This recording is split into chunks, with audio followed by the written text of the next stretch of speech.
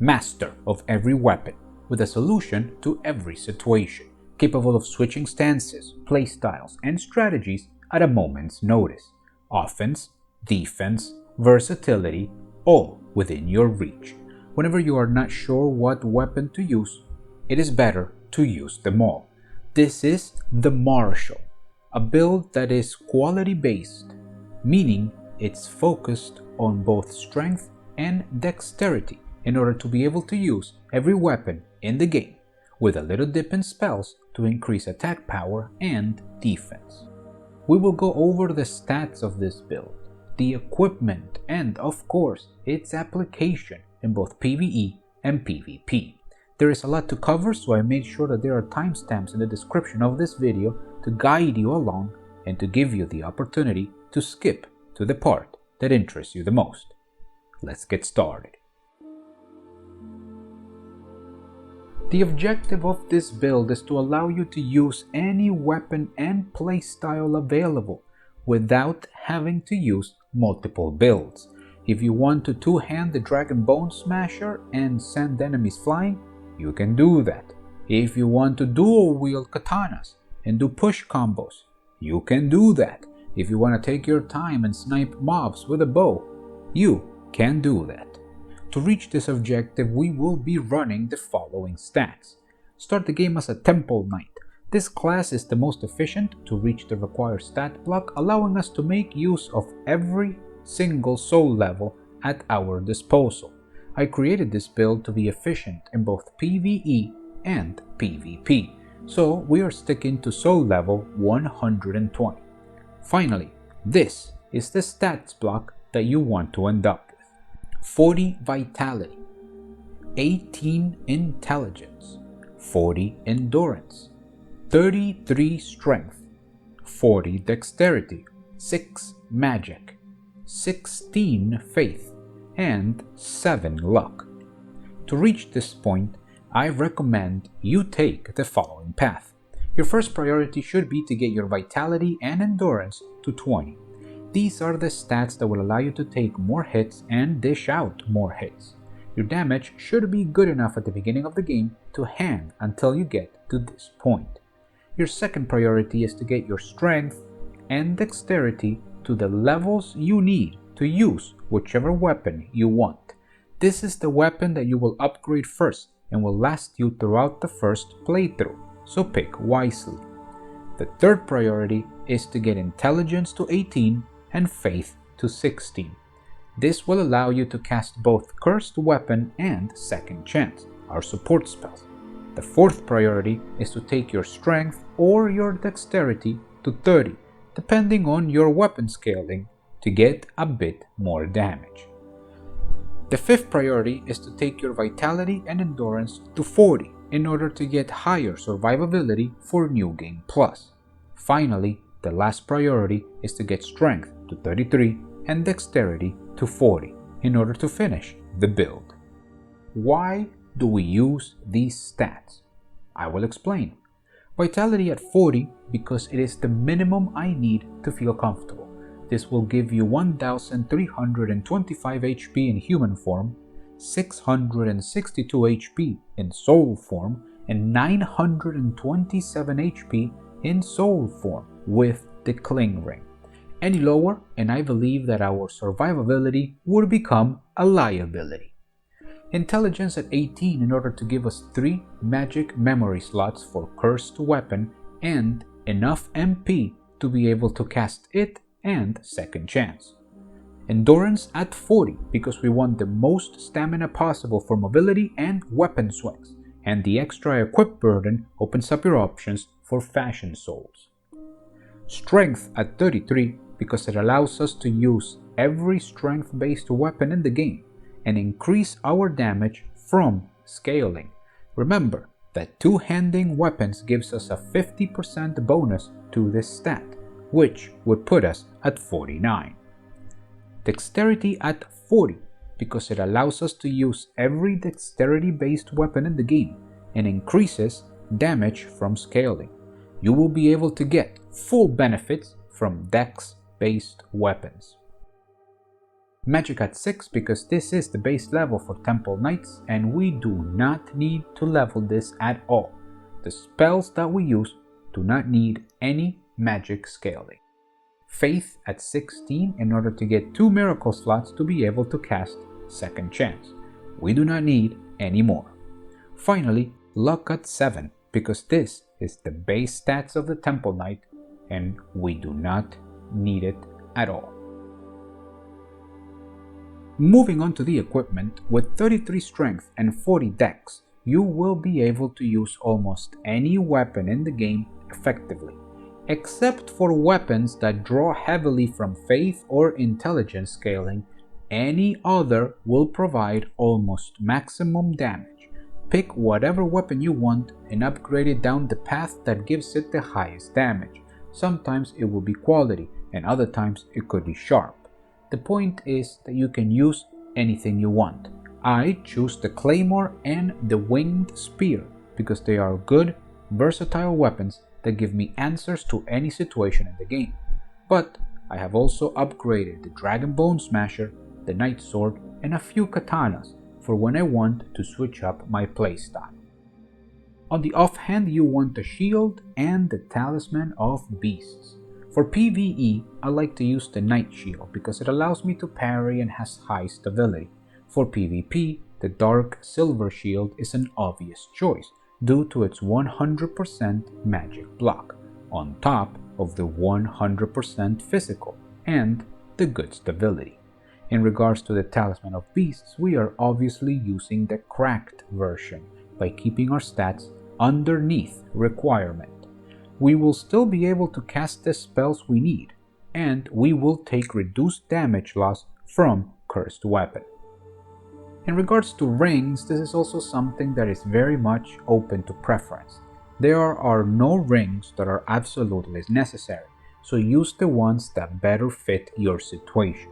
For example, here I am running the Fragrant Ring to recover MP and the Ring of Great Strength to be able to wear heavier armor for fashion. But honestly, you could wear lighter armor and substitute the Ring of Great Strength for the Ring of Regeneration or the Eternal Warrior's Ring.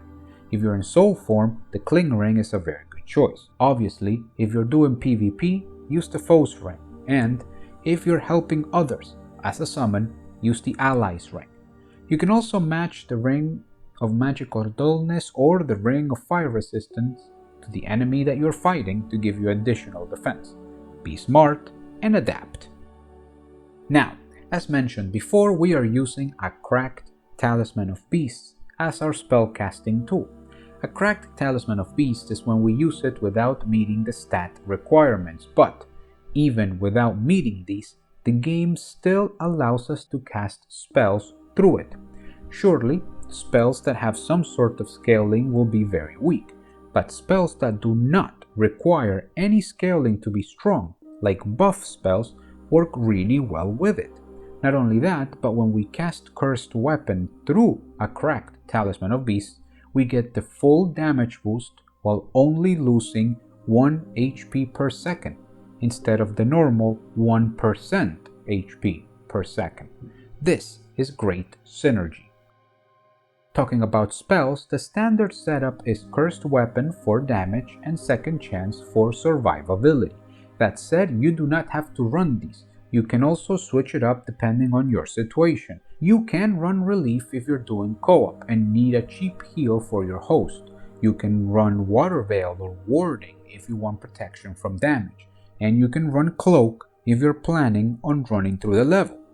Do not forget about Evacuate if you're farming, or Anti-Magic Field if you want to shut down a specific enemy. Adapt and overcome. I want to make a note about consumables. Almost every weapon that this build can use is buffable. This means that you can use an item or spell to enchant it. Obviously, we have Cursed Weapon when we fight the bosses, but it is also good to carry plenty of Pine Resins and Sticky White Slime. That way we can add a bit more damage to our attacks by countering our enemies' weaknesses. By the time you finish your build, you will have so many souls that it will be easy to stock up on these, and every bit of damage helps. Finally, the armor. The good news is that it is completely irrelevant. This means that you can wear whatever it is that looks better on you. With this build, I went with the Blue-Eyed Knight armor as I think it represents the feeling that I want to get from this build. But you should wear whatever you believe look best on you. Using this build in PvE is simple. You cast Second Chance as soon as you can and you run through the level with your favorite weapon. Throughout the level, use Pine Resin and Sticky White Slime to buff it, and in bosses, use Cursed Weapon for extra damage. I like to use the Claymore. It is very versatile and one of my favorite weapons. But the true strength of this build in PvE is its versatility. Are you fighting multiple weak enemies? Use a quick weapon or a weapon with large sweeping attacks. Are you in an open space? Use the Dragon Bone Smasher for maximum damage. Are you in a small corridor? Switch to the Wing Spear or the S-Stock to work with your shield. And do not forget that certain enemies have certain weaknesses. The Miners in Stonefang Tunnel are weak to piercing, while the skeletons in the Shrine of Storms are weak to blunt. With this build, you can have all of these options available in your inventory and can switch to them immediately. This build also lets you use bows very effectively. You can pick off 1 or 2 enemies before charging into battle, or just proceed to snipe them all and clear the way. In all honesty, this build allows you to express yourself through your gameplay, but another good point is that it is able to stay fresh. Having access to so many weapons, you will never get bored, as there are many weapons and many styles you can learn. Finally, as a summon, make sure you equip the Ally's Ring for some extra damage. Being able to take care of most situations for your host is a huge positive, as you will always have the right answer for any problem. The greatest thing about this build in PvP is that it can take advantage of the most popular meta strategies, all in one package. Cursed Weapon on a Dragon Bone Smasher, this build can do it. Dual Katana Oppression, it can do it. Sword and Board, it can also do that. The advantage to this is that you are able to switch from one strategy to the other during the fight. This allows you to either confuse your opponent or counterpick their strategy to favor yours. That said, there are 2 important notes to understand. This build does require a large amount of player skill to use. First, if you're using heavy weapons, you will need to know how to dead angle. Second, if you're using dual katanas, you will need to be good with push combos. You will need to know and learn what you're doing in order to succeed.